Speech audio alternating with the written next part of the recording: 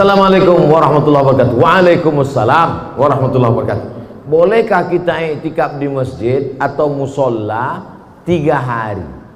Dan apa arti iktikaf itu, Pak Ustadz?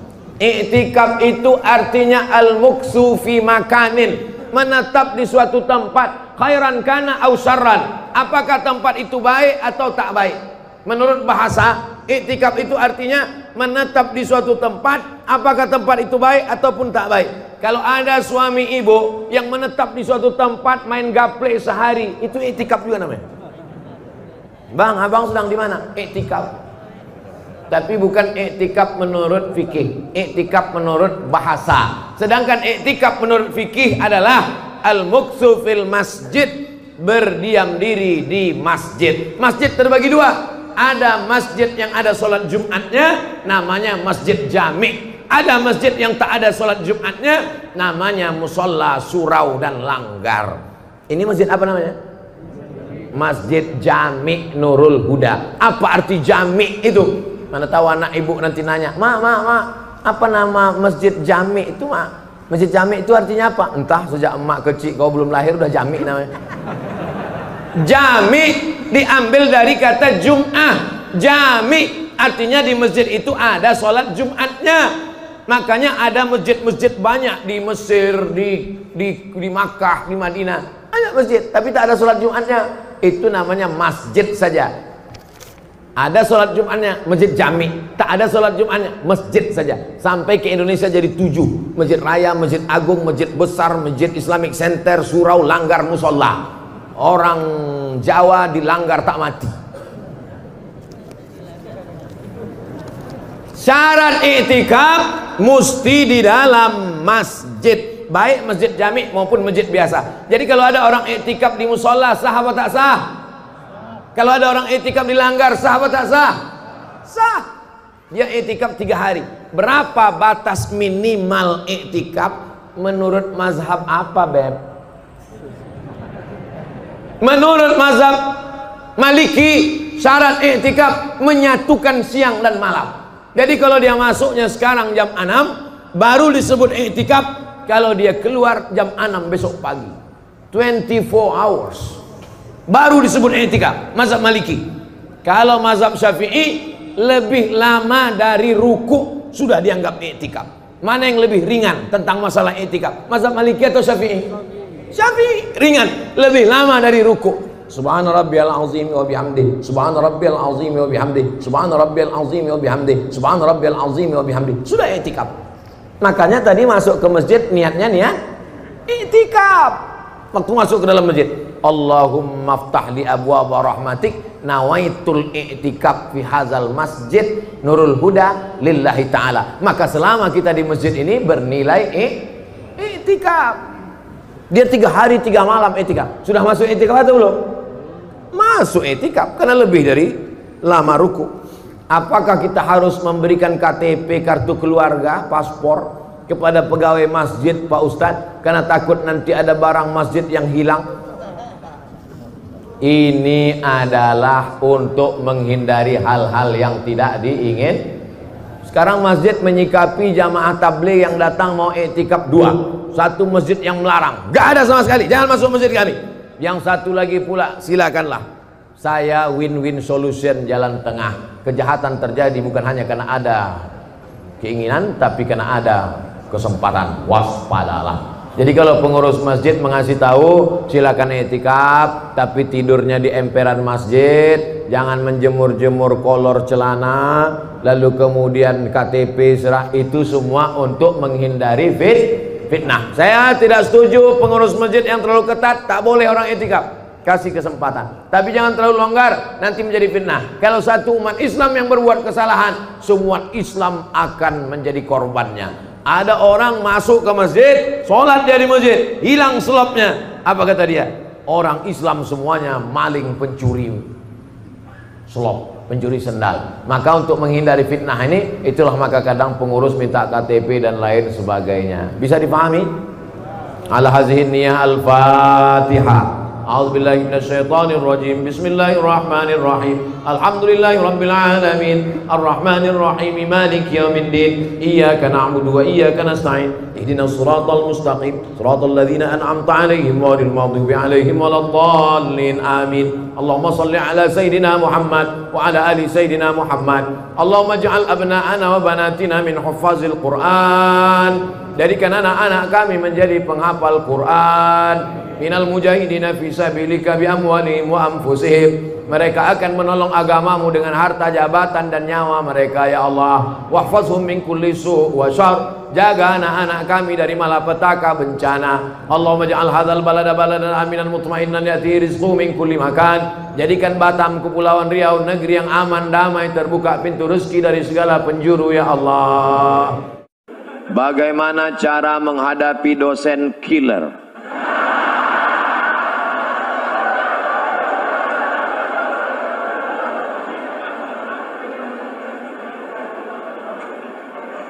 Coba dipelajari dulu dosen ini, kenapa dia menjadi killer? Apakah dia memang bermasalah? Kalau di Amerika, di Eropa, dosen-dosen itu direview, ditinjau ulang. Dia layak tidak berhadapan dengan manusia. Kalau dosen tidak layak berhadapan dengan manusia, banyak laporan, maka dia disuruh berhadapan dengan komputer. Karena kalau orang yang tidak layak berhadapan dengan manusia, dipaksakan juga dua kemungkinan. Kalau dia tidak dia error, orang lain error. Nah, tapi kadang tidak selamanya salah dosen. Bisa jadi mahasiswa itu. Buktinya dengan mahasiswa yang lain dia tidak error.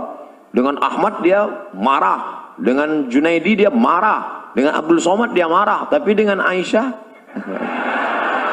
dengan Fatimah, itu menunjukkan artinya.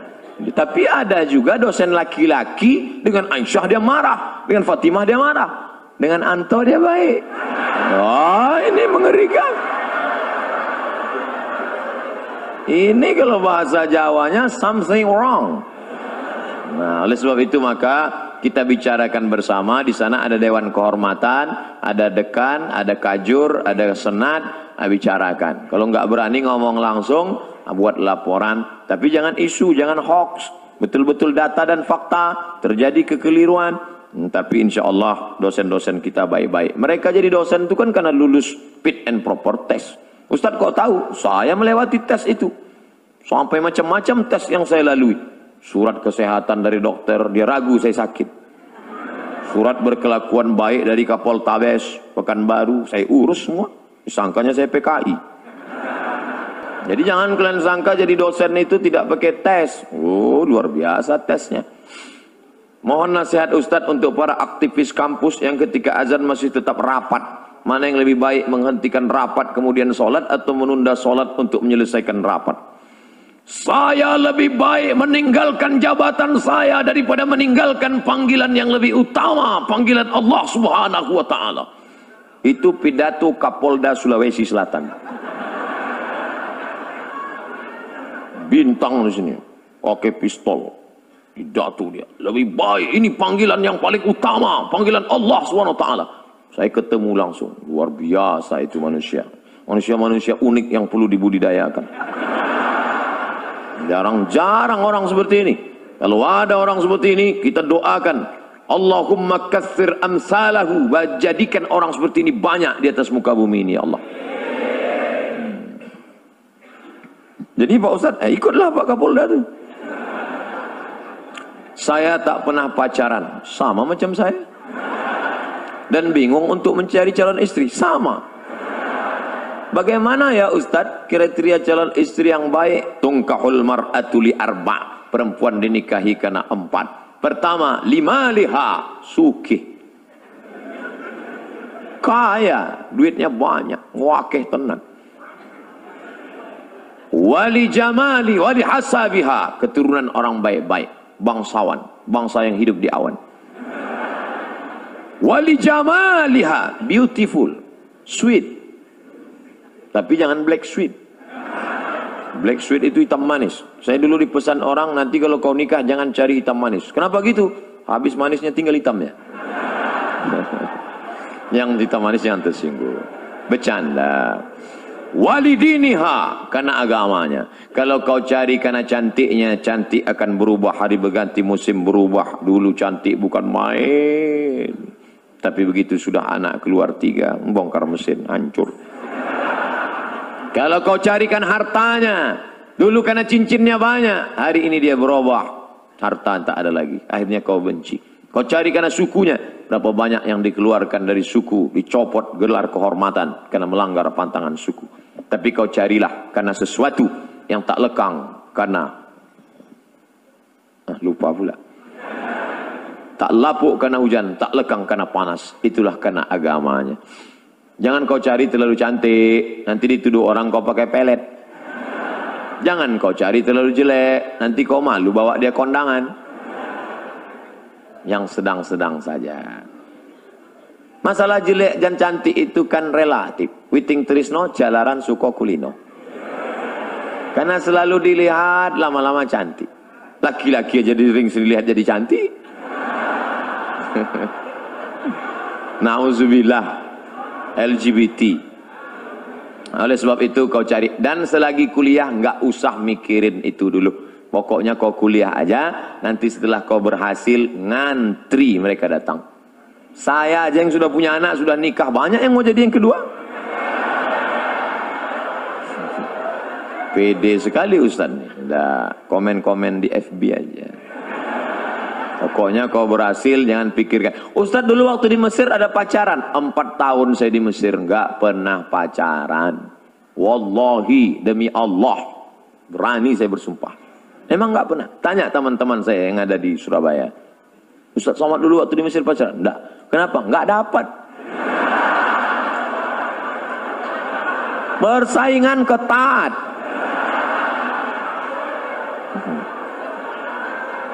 Mahasiswa Indonesia 2.400 orang.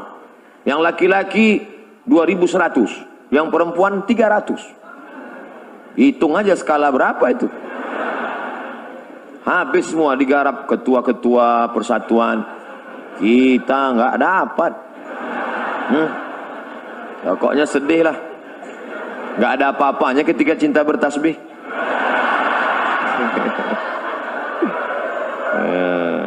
Tapi nanti setelah kau berhasil, insya Allah, di mana ada gula, di situ ada semut.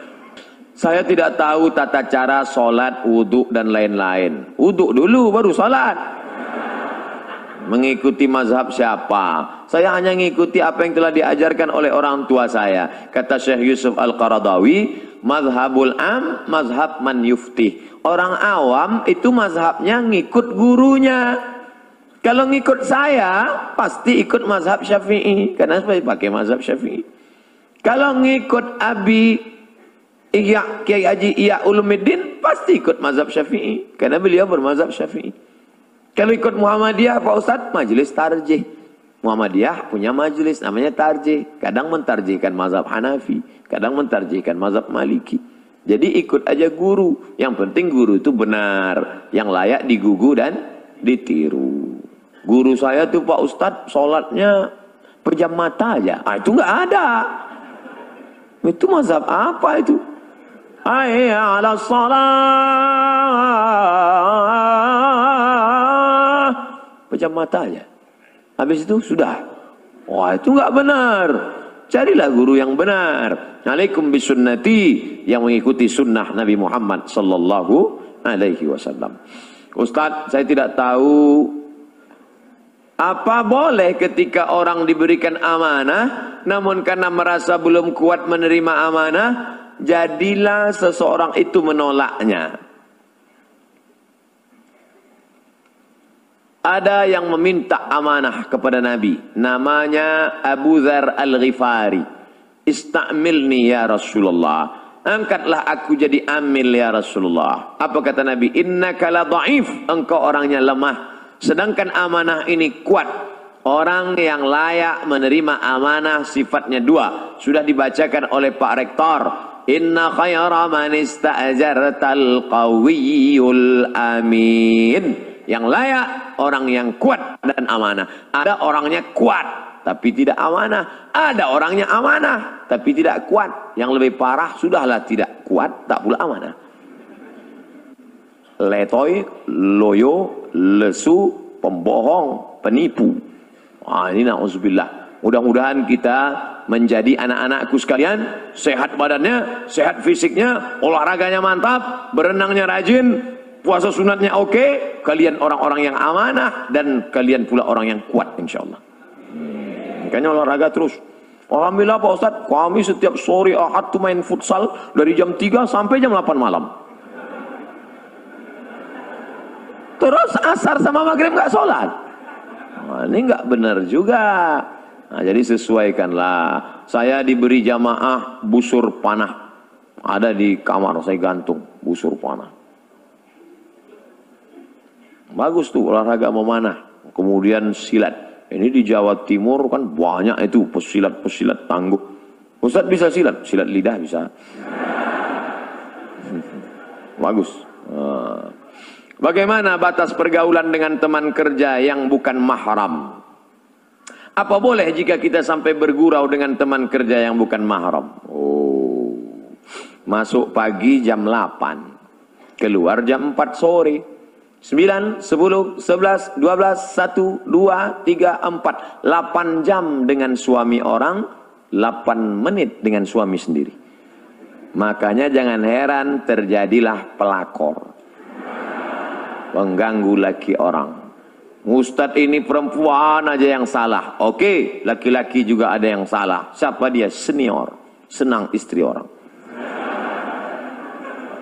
Gara-gara apa? Gara-gara sekantor. Jadi kalau gitu kami yang sekantor dengan yang tidak mahram ini gimana Pak Ustadz? Boleh, dalam kurung syarat dan ketentuan berlaku. 5 syarat. Tulis nanti, print, tempel di dinding. Pertama, la yakhluwanna rajulun ma'amra'atin illa ma'azi mahramin. Jangan berdua-duaan tanpa mahram.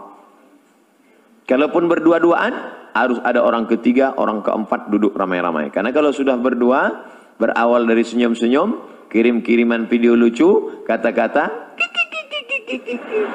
akhirnya, ayo kita makan siang bersama yuk, ayo. Setelah makan siang, no free lunch, tak ada makan siang yang gratis. Akhirnya terjadilah apa yang terjadi. Ingat, kejahatan terjadi bukan hanya karena ada niat dari pelakunya, tapi juga karena ada kesempatan. Waspadalah. Jangan berdua-duaan. 2, la tabarrujna tabarrujal jahiliyatil ula. Jangan bersolek-solek jahiliyah. Sudah jelas orang Indonesia, hidung biasa-biasa, dagu biasa-biasa. Yang ditonton sinetron Korea. Tentu keinginan luar biasa, akhirnya diikutlah artis Korea, dipakailah dempul 3 linci. Besok berangkat ke kantor, semua muji. Padahal mau ngetawain aja. Putih ya sekarang. Iya, ini kan pakai jus bengkoang. Padahal bedak 3 inci. Akhirnya apa yang terjadi? Wajah putih, tangan hitam. Saking mau buru-burunya, pakai. Sampai di kantor baru sadar pas di lift. Rupanya sebelah hijau, sebelah biru. Salah pasang. Jangan bersolek jahiliyah. Yang ketiga, la yadribna bi arjulihinna. Jangan memukulkan kaki ke lantai karena kakinya dibeli gelang, kaki gemerincing, akhirnya batang kerincing. Kalau saya sedang ceramah, lewat dia, nggak ada satupun yang melihat saya, semua ngelihat dia. 4, la takhda'na bil qaul. Jangan bersuara mendayu-dayu, mendesah-desah. Biasa aja bersuara, jangan sampai mendayu, walaupun sekantor sama dia. Gimana laporan saya? Iya Pak, siapa? Iya, siapa? Mana kertas yang kemarin? Sebentar ya Pak. Oh. Di HP pun jangan. Di HP itu banyak perselingkuhan gara-gara itu. Assalamualaikum. Waalaikumsalam. Di mana ini? Universitas Airlangga Surabaya. Ya, kok ibu seram sekali? Ya, salah sambung. Matikan. Gitu. Yang lemah gemulai. Karena ada laki-laki la takhda'na bil qaul, jangan kau bersuara mendayu-dayu, mendesah-desah. Kenapa? Yatma'allazi fi qalbihi marad. Ada laki-laki yang dalam hatinya penyakit, kalau didengarnya suara mendesah dia langsung error. Error dia mendengar itu. Jangankan suara mendesah perempuan, suara mesin penjawab pun dia error. Pulsa Anda tidak mencukupi untuk. Makanya suara-suara pramugari itu, ladies and gentlemen, apa ini? Coba tegas-tegas ya. Suara penyiar radio juga. FM 3. Ustadz, saya mau tanya, apakah di akhirat kalau kita masuk surga kita bisa mencium tangan Rasulullah SAW? Tidak hanya memandang wajahnya, tapi juga memeluk Nabi. Apakah bisa? Lalu bagaimana dengan orang yang masuk neraka? Datang orang berkulit hitam memeluk Nabi, dipeluk Nabi. Lalu kata Nabi, kamu meluk kenapa? Aku ini berkulit hitam ya Rasulullah. Aku budak hamba saya, amalku tidak banyak. Aku tidak yakin nanti di surga bisa memeluk engkau. Apa kata Nabi? Al-mar'u ma'aman ahab. Orang akan bersama dengan siapa yang dia cintai. Jadi kalau kita cinta dengan Nabi, kita ikuti sunnah Nabi, tak kita tinggalkan, maka kita insya Allah akan bersama dengan Nabi SAW. Apakah layak kami mencium Nabi padahal hidung kami lebih banyak mencium yang haram? Apakah kami layak melihat Nabi padahal mata kami lebih banyak menengok yang haram? Apakah kami layak mendengarkan kata-kata Nabi padahal telinga kami lebih banyak mendengar yang haram? Apakah lebih layak tangan kami ini bersalaman dengan Nabi? Hanya satu saja yang bisa kita mintakan, astaghfirullahalazim. Yang punya masa lalu banyak silap salah, taubat nasuha, mudah-mudahan kita bisa berjumpa dengan Nabi Muhammad SAW. Bagaimana dengan yang masuk neraka? Man qala la ilaha illallah dakhalal jannah. Siapa yang bersyahadat la ilaha illallah Muhammad Rasulullah, dakhalal jannah, mlebu nang surga. Siapa saja yang bersyahadat masuk surga. Wa in zana wa in saraq, walaupun dia berzina, walaupun dia mencuri, wa in zana wa in saraq, berzina, mencuri, tetap masuk surga. Enak sekali. Berzina, mencuri masuk surga? Iya, cuman masuknya kapan?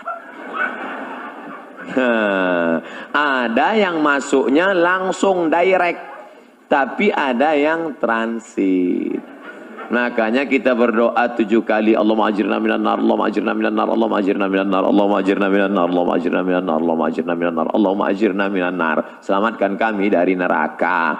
Jangan minta masuk surga, karena semua umat Muhammad masuk surga. Tapi mintalah jauh dari neraka, karena tidak semua selamat dari neraka. Rabbana atina fid dunya hasanah, wa fil akhirati hasanah, wa qina